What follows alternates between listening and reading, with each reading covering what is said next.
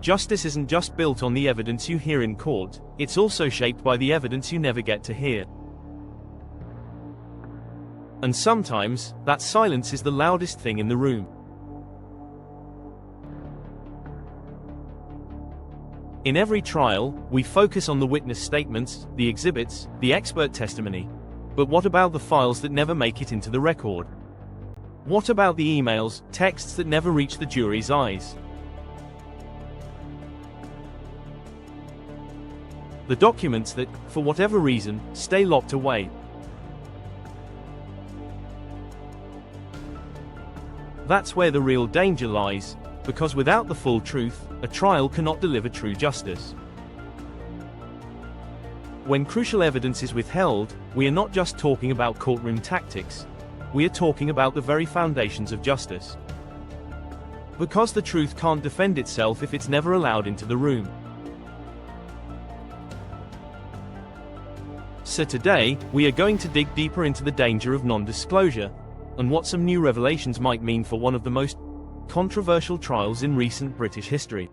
Welcome to Spoken Injustice, where we put the criminal justice system in the dock. In recent videos, we have focused on trials, especially the importance of fairness and the crucial role that evidence plays in ensuring justice. Last week, in our conversation with Pear's Lauren Wisdom, we heard how her son walked free, found not guilty because his legal team refused to stop digging. They went through every frame of unused CCTV footage, and there it was, proof that he never carried the bladed article that could have destroyed his life. And that's the danger. Sometimes the real turning point in a trial isn't the evidence you hear, but the evidence you don't. For decades, lawyers and academics have been warning us. Non-disclosure can be just as powerful as a lie. Silence in a courtroom can shape a verdict more than any spoken word. And now we see those warnings come to life in the Letby case. Leaked emails, testimony from a former coroner, pieces of information that never made it before the jury but could have shifted everything, because when crucial facts are left out, justice doesn't just bend, it can break. As you may recall, in our April news session, The Human Side of Injustice, we reported an article from Unheard dated the 12th of April 2025, in which a potentially explosive email had surfaced. An email that directly contradicts the testimony of Dr. Ravi Jayaram, a key prosecution witness. In the email, it appears Dr. Jayaram admits the Letby did, in fact, call for help in the case of baby K, despite previously testifying that she had not. We did not do this then, but let's do this now in this context. Let's examine what are the implications of such omission. First, that's not just a minor detail. It goes to the heart of a witness's account and the timeline of events. And it raises a fundamental question. Was Jayaram truthful in his testimony? The implication is that if one key fact is disproven, it casts doubt over his entire version of events.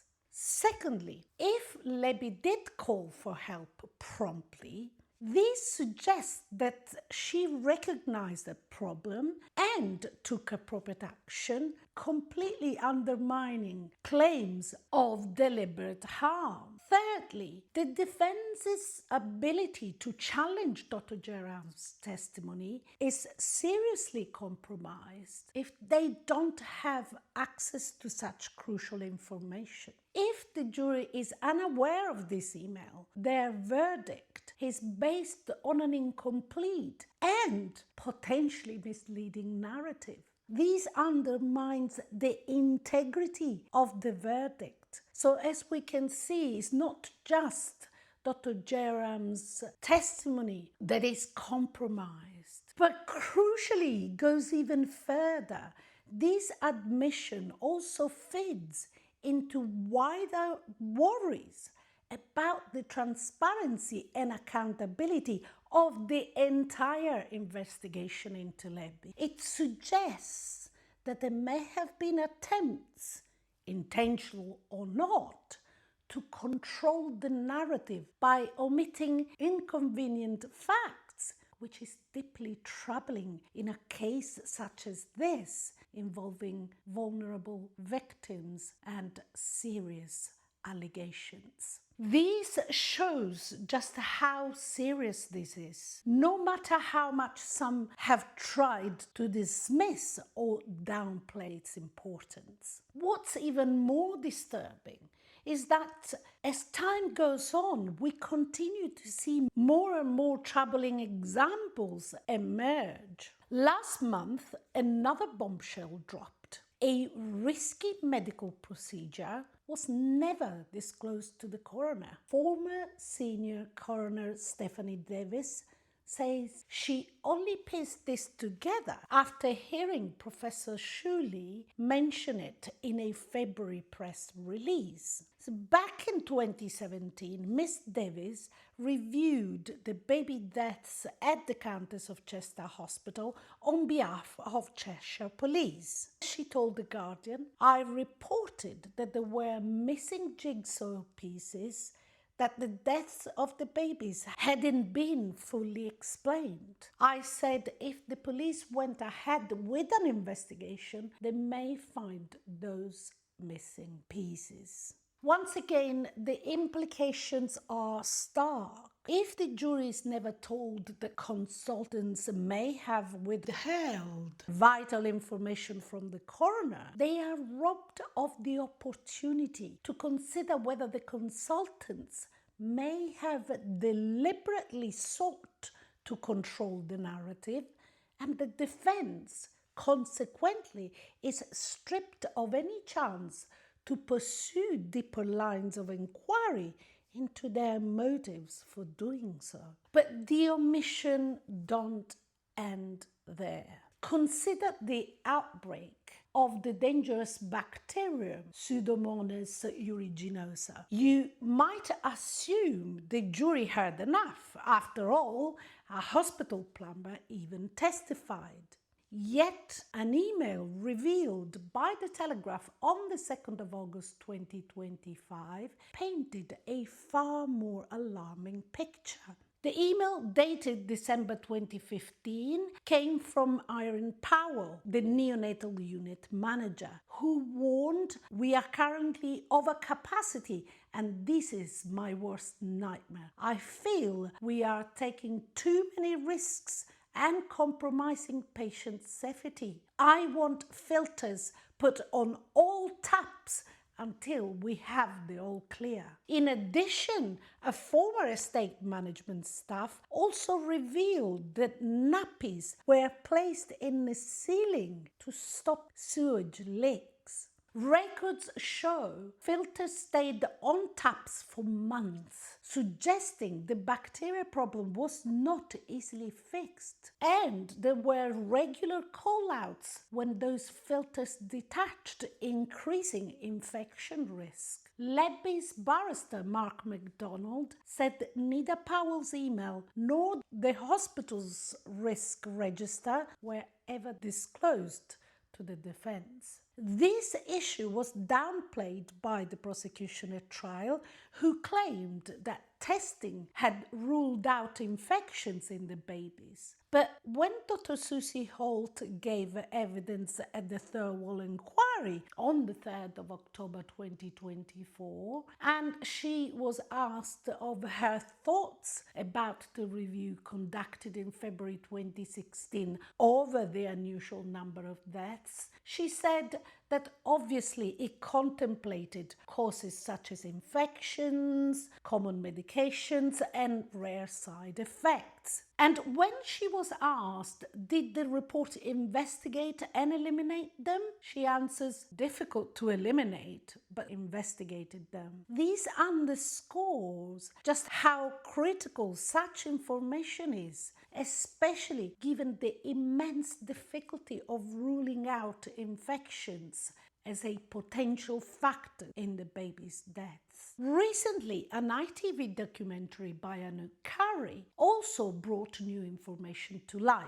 While much of it retold what was already known, presented with dramatic flair, stripping away the spectacle, the documentary reveals 3 crucial points. Key details the jury never heard explicitly explained or seen. First, the jury never saw the sheer horror in Karen Ree's eyes when faced with the consultant's unproven claims that Lucy Letby was harming babies. Her body language, her words made it clear she never believed or even contemplated that possibility. Being in constant contact with Lucy Letby throughout the investigation, she was uniquely placed to judge her demeanor and reactions firsthand. Secondly, the significant unreliability of immunoassay testing. According to a team of scientists instructed by the defense, insulin and C-peptide behave differently in babies than in adults, partly because of natural antibodies passed from mother to child. Additionally, as Professor Joel confirms in the documentary, these tests are widely regarded as unreliable and are not suitable for forensic purposes.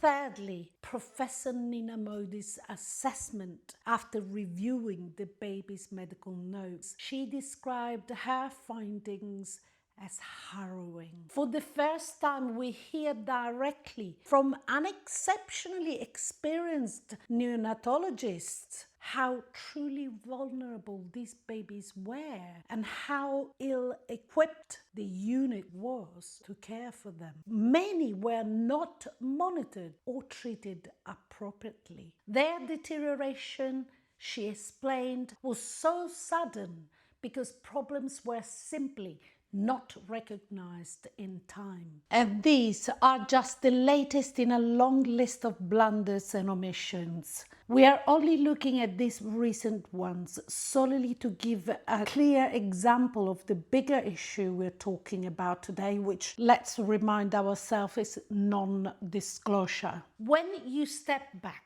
and look at this catalogue of non-disclosure, the pattern is impossible to ignore.